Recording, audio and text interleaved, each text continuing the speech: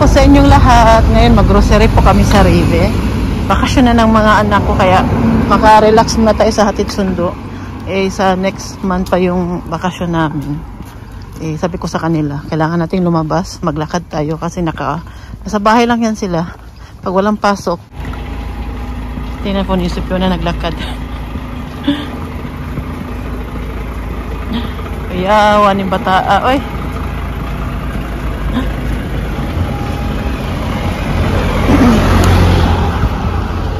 Lakad lang kami. Lapit lang naman kami sa Rive. Sabi ko sa kanila, samahan nila ako. Dahil nag-request din po yan sila ng gusto nila kumain ng manok ngayon. Sabi ko mag-grocery mo tayo kaya wala tayong manok dito sa bahay na naka-stock ba. Ayan, sama sila. At magawa din ako mamaya pagkain para kay Martin kasi panggabi si Martin ngayong week na to. Para din sila maingay sa bahay. Nag-aaway yan sila, maingay. San pa na?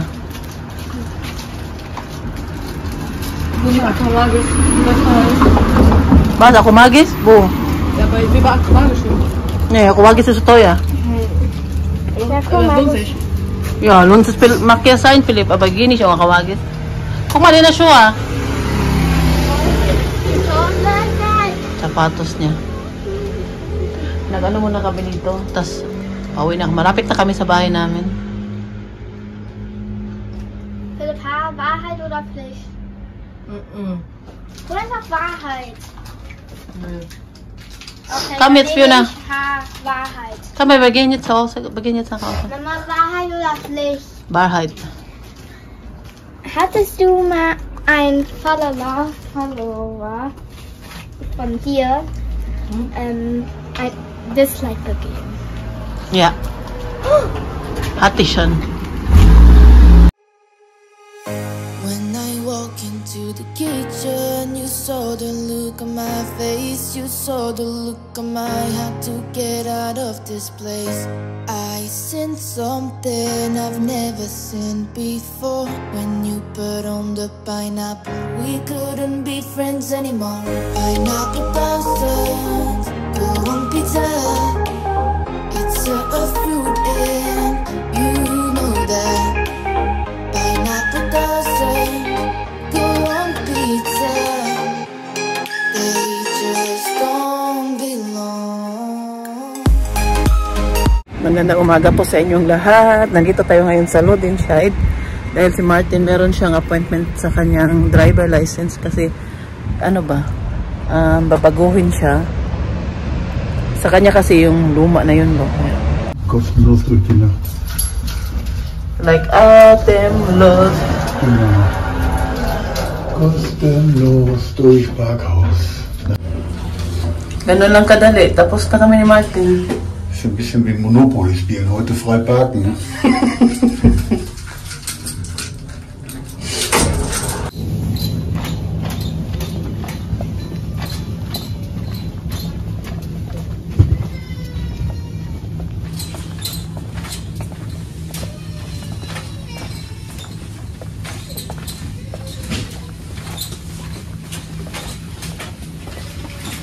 Ngayon nalabas na po ako dahil meron tayong lilinisan sa labas. Hindi ko nagawa kanina po dahil ang init grabe sa labas. Tapos ano ba yung araw talaga ba? Sabi ko mamaya ko na siya linisan pag hindi na wala na yung araw ba. Ngayon, alas 8 na dito. Tingnan ko niyo sa labas na ang liwanag pa. Kaya, simulan na natin ang trabaho. Kumapin na.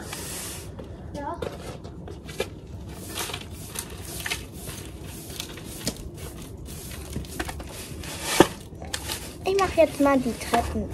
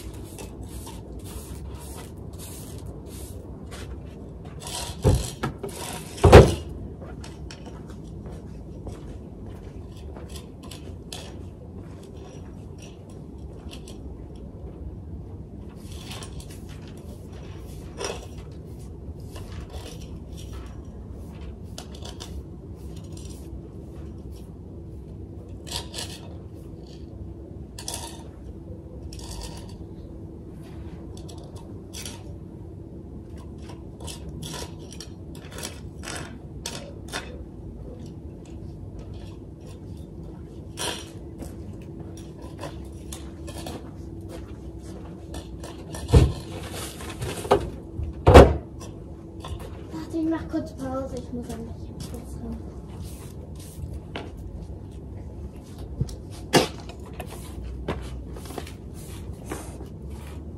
Ich denke, direkt ist reingekommen.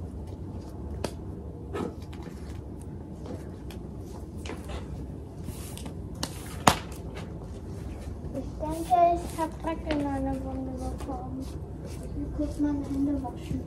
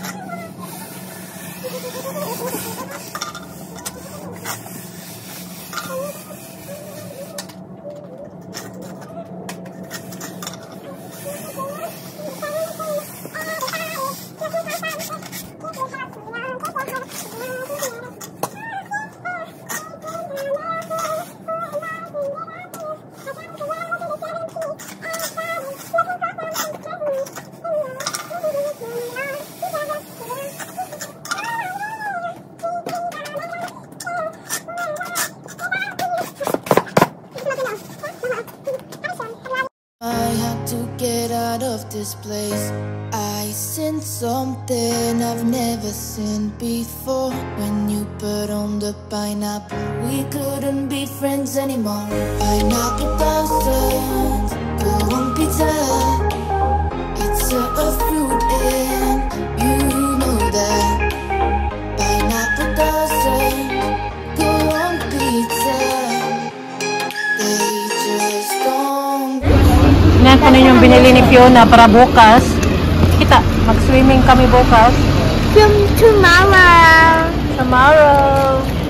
Nagbili din ako ng powder kay naglaba tayo, naubusan na. Ang bigat. Mama, haben wir die Cupcakes gekauft für morgen für Picknick? Ja, makiasan. Ich muss einen Cupcake für morgen. Was hast du gesagt? Ich gehe rüber und auch für morgen. Mama, wie viel kommt? Mama, sind da wasserfeste Pflaster? Galing po kami sa city. Namili lang ng konti. Ang bigat ng dala ko. Dahil bumili tayo ng powder para panglaba. Naubusan na, tas nakalimutan kong sabihin kay Martin kanina. Pang gabi kasi si Martin, wala din siyang oras. Kaya ako na lang ang nagbili. Kahit mabigat. Laban, Japan. Ay, ginoo ko. Anak ko. Paway muna tayo eh. Nag-away ng mga anak ko dahil ang bagal daw namin, sabi ni Fiona. Sabi ko, ang bigat ng bit-bit namin ikaw. Sabi ni Philip, ikaw wala kang bit-bit, payong lang. No, talaga siya.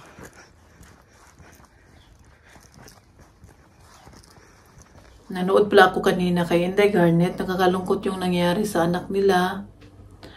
At parehas na kami dahil nangyari din po yan sa akin. Magkaiba nga lang ng dahilan. Sa akin naman, 20 weeks yun.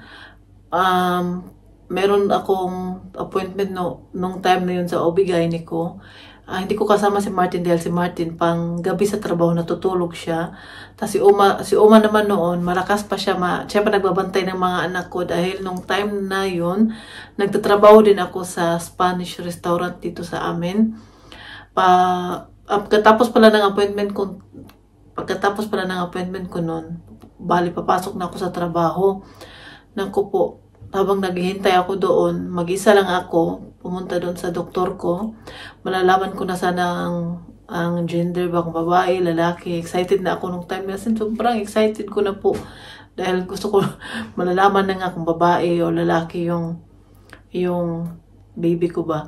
Tapos nung in-ultrasound na ako ng doktor, kitang-kita ko talaga sa itsura ng doktor na nag-alala siya ba, para yung mukha niya, hindi mo talaga, parang matakot ka, kung titignan mo yung itsura niya, parang kabahan ka din. hanggat sa sinabi niya sa akin na may nangyari daw sa bata. Kasi ilang beses niya talaga yung kasi hindi niya maano yung heartbeat ng bata. Kaya sabi niya, bad news daw dahil nga wala ng heartbeat daw yung baby ko. Siyempre ako noong time yun, nabigla ako dahil wala naman ako nararamdaman pa. Siguro bago pa lang yung nag-start. At diba, delikado naman yan, ganyan pag yung bata namatay sa tiyan. Tapos diba, pag 20 weeks, hindi pa naman yan masyadong magalaw. O kaka-start pa lang, iwan ko lang, nakalimutan ko na yung mga, yung una kong, pagbuntis ba, yung pangalawa, kay Philip at kay Michelle. Bali, pangatlo po yun siya, na pregnancy ko. Ito pang-apat kasi ito si Fiona. Tapos sabi ng doktor na kailangan mong pumunta agad sa hospital dahil delikado, kailangan ilabas ang bata sa tiyan mo. So ako noon, natakot ako dahil nung time nun, mag-isa lang ako sa doktor. Tapos si Martin natutulog. Sabi niya, nasaan doon yung asawa ko? Sabi ko, natutulog, nasa bahay dahil may trabaho pa mamayang gabi. Sabi niya, tawagan mo. Tinawagan ko si Martin. Tinawagan ko si Uma. Tapos ginising niya si Martin. Si Martin dali talaga punta doon sa doktor. Nabigla din siya. Kasi nag-iyakan kami. Mapunta kami sa hospital. Hindi ko akalain na ganun na mangyayari sa anak ko. Tapos sabi habang nandun kami sa hospital, in-interview kami ng doktor, anong ginawa ko, ganyan. Mga sakit sa family, mga ganyan ba, mga imposibleng dahilan, bakit nangyari yun sa bata. Sabi naman niya ng doktor na paglabas daw ng bata, yan daw nila, kung okay daw sa amin na titingnan nila kung anong dahilan, bakit namatay yung bata sa loob. Tapos nung paglabas na grabe, mas masakit pang makunan kaysa sa mga anak. Diba, syempre yung bata, patay na sa loob. Tapos grabe, sigaw po talaga ako sa sakit. Kay Michelle, normal ako ng anak. Madali lang yan lumabas si Michelle. Kay Philip, cesarean ako. Hindi ako nakaramdam ng sakit dahil emergency CS yun. Kay Fiona naman ay plano na CS yun siya Kasi yung pangatlo kong grabe ang sakit. Ininjika na ako ng ng bata ba para lumabas na. Grabe, hindi talaga siya nag-epekto agad. Ilang beses din yun. May gamot pa na pinainom sa akin. Siyempre natakot na ako dahil nanganak ako na pinapunta ko sa doktor mga hapon. Kinabukasan, nanganak ako mga hapon din.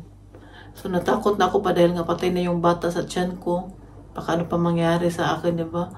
Pero nandun naman ako sa hospital na inasikaso na ako. Kaya lang, yung bata hindi pa lumabas Tapos nung paglabas, doon na nakita yung dahilan kung bakit siya namatay. Dahil yung pusod niya, na dito, na ganyan talaga sa braso niya, tas ganito sa liig niya.